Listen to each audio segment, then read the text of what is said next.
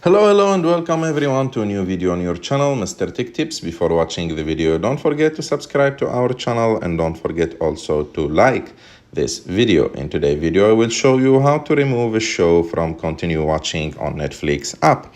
To do this, you have just to go open your Netflix app and after that scroll down until you will find continue watching, and you have to look to the show that you want to delete from this list, and after that click on the three dots like that below that show and click on remove from row like that, and after that click on remove again, and as you can see the show is deleted. I will do it again. Click on the three dots, after that click on remove from row and click remove again, and the show is deleted. I hope that you like this video. If you like this video, don't forget to subscribe to our channel to like this video, and see you in the next one.